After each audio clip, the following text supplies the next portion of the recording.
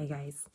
Today's chapter 30. It's been a while since I read. I know I thought maybe I would read over spring break, but I actually didn't. I didn't really want to be on technology on spring break. So here we go. We're back to it. Chapter 30 is called In Which I Try to Recall Gemma's Last Night.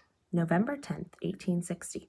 Dear Gemma, I loved reading about the surprise dessert you're making for your mama. But the part in your letter about the maple tree and all his sorrows made me weep like a baby. I don't recall much about your Uncle Ezekiel, but I did love those ducks, too. I imagine the maple tree never got over the hurt of losing his brother. How could he?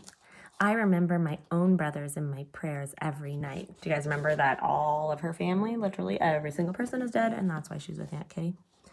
I do not recall much about the time you left. I just know I missed you something awful when my daddy told me you were gone.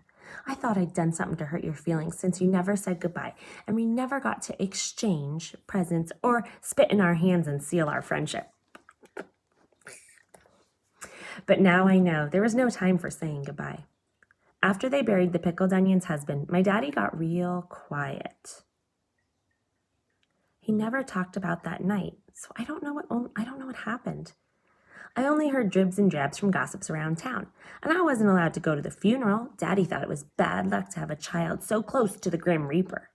But still, it didn't stop all the dying that was to come. My mama passing, followed quickly by my brothers, and then Daddy himself. My question to you now is, how did it happen? Tell me all you can about how the pickled onion's husband came to his tragic end, if you feel that you won't put anyone in danger. I'm mighty grateful for your help piecing together this mystery, and I will do all I can to help you too, and tell the maple tree what needs telling.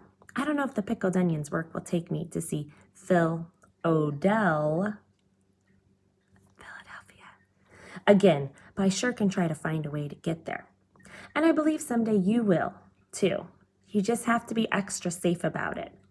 I wonder if the news has reached you there in Canada. Abraham Lincoln won the contest for President of the United States, and folks say he intends to put an end to slavery. Can you imagine that? What a day it would be for you and your mama in the maple tree.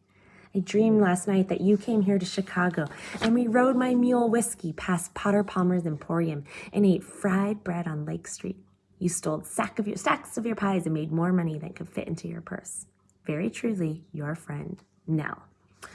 I'm very curious as to how this is all going to connect to our story, how the pickled onion's husband dying is connected to Nell's dad and is connected to the maple tree. So there's definitely something suspicious here going on. Maybe you guys have some better ideas. I haven't quite figured out how all this is going to connect. All right, that was chapter 30. Bye.